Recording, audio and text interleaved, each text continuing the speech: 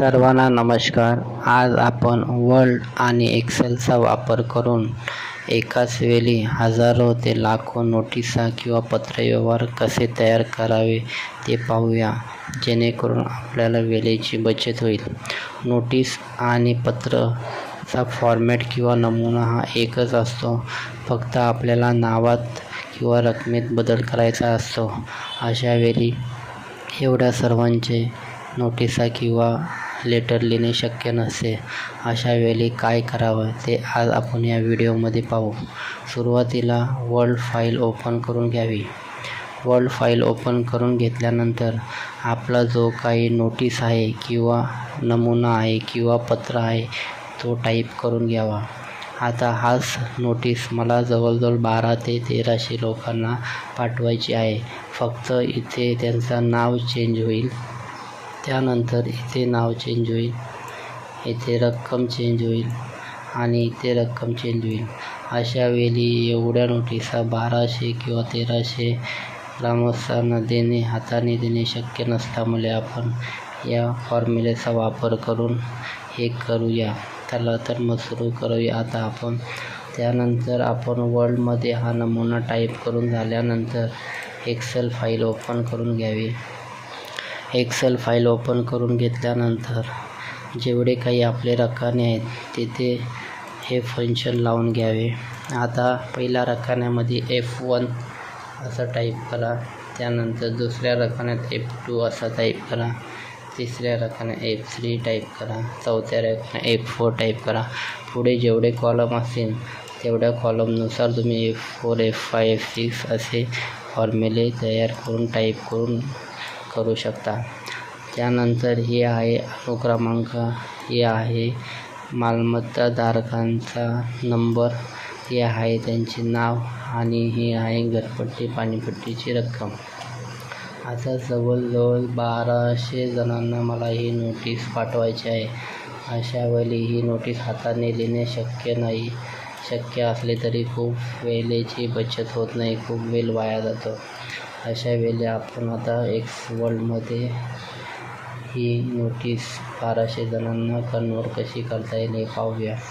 सुरुवातीला मेलिंग या ऑप्शनमध्ये क्लिक करा, त्यानंतर स्टार्ट मेल मर्ज यावर क्लिक करा, त्यानंतर लेटर्सवर क्लिक करा. हे करून झाल्यानंतर सेकंडला सिलेक्ट रिसिप्शन्स यावर क्लिक करा, त्यानंतर यूज एक्झिस्टिंग लिस्ट यावर क्लिक करा.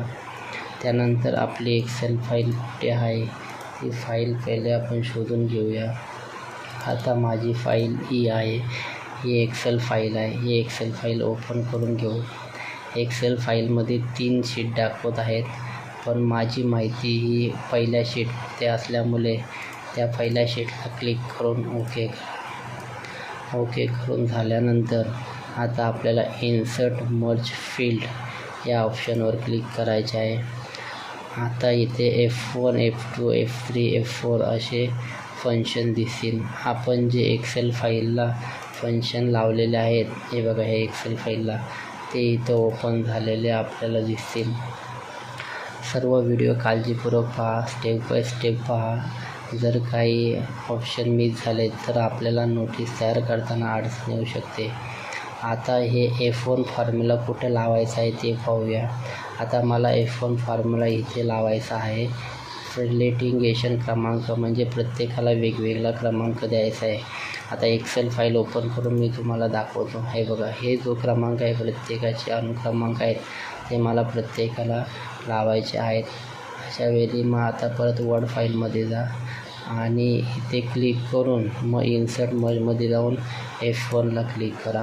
हे बघा, इथे फॉर्म्युला लागलेला आहे. त्यानंतर इथे आता मला त्याचं नाव टाकायचं आहे. जेवढे काही 1200 जणांची नाव आहेत ते इथे आले पाहिजेत, प्रत्येकाला सेपरेट नोटीस. अशा वेळी परत एक्सेल फाईल ओपन करून बघूया नावाला कुठला आपण क्रमांक दिलेला आहे. तर नावाला आपण F3 दिलेला आहे. परत वर्ड फाईल ओपन करा आणि इथे F3 सिलेक्ट करा.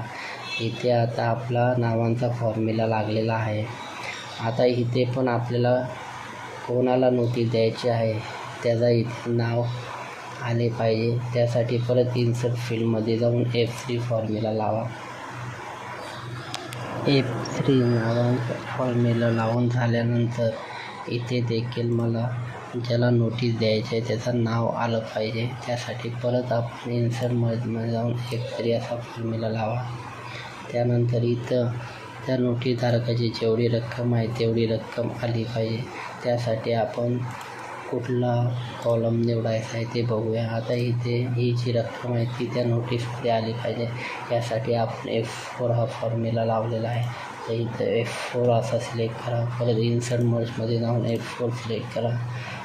इथे देखील आपल्याला 30 रक्कम आली पाहिजे. त्यासाठी परत इन्सर्ट मर्जमध्ये जाऊन F4 असा सिलेक्ट करा. आता आपला फॉर्म्युला लावून झालेला आहे. हे चेक करण्यासाठी फॉर्म्युला बरोबर आहे किंवा नाही हे चेक करण्यासाठी प्रिव्ह्यू रिझल्ट यावर क्लिक करा. बघा, प्रिव्ह्यू रिझल्टमध्ये क्लिक केल्यानंतर इथं अनुक्रमांक ऑटोमॅटिक आलेला आहे. इथं त्याचं नाव ऑटोमॅटिक आलेलं आहे. इथं देखील नाव आलेलं आहे. इथं त्याची रक्कम आलेली आहे. इथं त्याची रक्कम आलेली आहे. इथं नाव आलेलं आहे. आता आपण नाव टाईप केल्यानंतर यामधील स्पेस खूप जास्त दिसत आहे. अशा वेळी आपण आपल्या ॲडजस्टमेंटनुसार स्पेस कमी करू शकता. आता मी पहिले स्पेस कमी करून घेतो. स्पेस कमी करून झाल्यानंतर आता आपण ज्याचं नाव आहे दुसरा मालमत्ताधारकाचे नाव आहे त्याला कुठली नोटीस आणि कुठला नंबर आलेला आहे ते पाहूया. यासाठी या बटनवर क्लिक नेक्स्ट रेकॉर्डवर क्लिक केल्यानंतर इथं 2 नंबर आलेला आहे. इथं त्याचं नाव आलेलं आहे.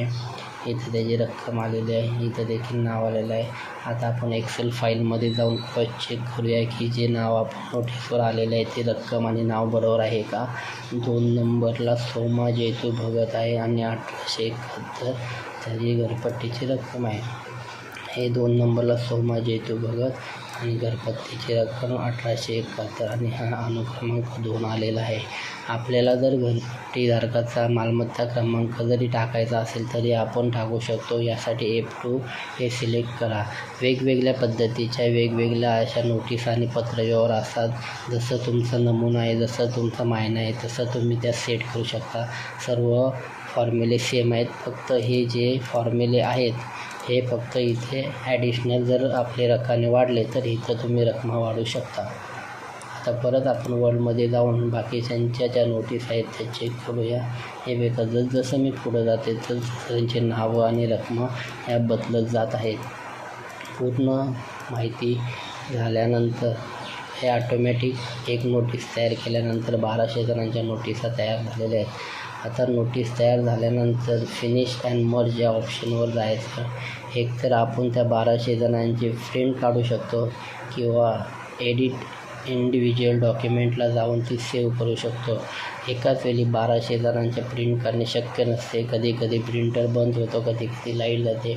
अशा वेळी मग आपला एडिट इंडिव्हिज्युअल डॉक्युमेंटला जाऊन ती फाईल सेव्ह करून घ्यायची. इथे 3 ऑप्शन आलेले आहेत. मर्ज रेकॉर्डमध्ये ऑल म्हणजे आपण ज्या नोटिसा बनवल्या आहेत त्या सर्व आपल्याला सेव्ह करायच्या आहेत का, किंवा मग करंट रेकॉर्ड सेव्ह करायचा आहे का, किंवा फ्रॉम जर सिलेक्ट केला तर 1 ते 10 नोटिसा सेव्ह करायच्या आहेत की 1 ते 1200 नोटिसा सेव्ह करायच्या आहेत. इथे आपण टाईप करू शकता. आता मला सर्व नोटिसा सेव्ह करायच्या असल्यामुळे ऑल या नोटीसवर मी क्लिक केलेलं आहे. त्यानंतर ओके बटनवर क्लिक केलेलं आहे. आता ओके बटनवर क्लिक केल्यानंतर आपल्याला ऑप्शन येईल की तुमची फाईल तुम्हाला कुठे सेव्ह करायची आहे. त्या अगोदर ह्या आपल्या 1200 नोटिसा तयार झालेल्या आहेत. आपण एकदा चेक करून घेऊया. हे उजव्या हाताला जो रो आहे त्या रोने जसं आपण खाली येऊ तसं या नोटिसा आपल्याला बदलत झालेल्या दिसतील. हे बघा, शेवटचा नंबर आहे. आता थोडं सर्चिंग चालू आहे. 122पर्यंत नोटिसा आपल्याला दिसतात. हे सर्चिंग पूर्ण झाल्यानंतर आपल्या जेवढ्या काही नोटीस आहेत त्या नोटिसा आपल्याला दिसतील. हे बघा, 1205 नोटिसा तयार झालेल्या आहेत. आता आपल्याला या नोटिसा सेव्ह करून घ्यायच्या आहेत आपल्या फाईलमध्ये. त्यासाठी फाईल मॅनेजला जाऊन सेव्ह ॲजला क्लिक करायचं. सेव्ह ॲजला क्लिक केल्यानंतर इथे तुम्ही फाईलला नाव देऊ शकता. फाईलला नाव दिल्यानंतर आपण कुठल्या फोल्डरमध्ये सेव्ह करायचे आहे हे इथे सिलेक्ट करा. आता मी ही फाईल डेस्कटॉपला सेव्ह करतो. डेस्कटॉपला सेव्ह केलेली आहे. आता आपण जी काही फाईल सेव्ह केलेली आहे ती फाईल कुठे सेव्ह झालेली आहे ती बघूया. आता ही मी फाईल वर्ल्डमध्ये डेस्कटॉपला या नावाने सेव्ह केलेली आहे, तालुका विधी सेवा समिती. आता ती फाईल आपण ओपन करून बघूया. हे बघा, ही फाईल आपली ओपन झालेली आहे आणि 1200 नोटिसा आपल्या काही मिनिटातच तयार झालेल्या आहेत. आता तुम्हाला जसं पाहिजे तसे तुम्ही प्रिंट करू शकता. कमी कालावधीत आपण कशा नोटिसा तयार करायचे, कसे पत्रव्यवहार तयार करायचे हे आपण पाहिले आहे. असाच पत्राचा महिना असतो. येथे फक्त नाव चेंज असते. आपण नाव चेंज करून ते देखील पत्र तयार करू शकता. तुम्हाला जर ही व्हिडिओ आवडली असल्यास नक्की इतरांना शेअर करा. धन्यवाद. अशाच माहितीपूर्ण व्हिडिओ बघण्यासाठी चॅनलला नक्की सबस्क्राईब करा. धन्यवाद.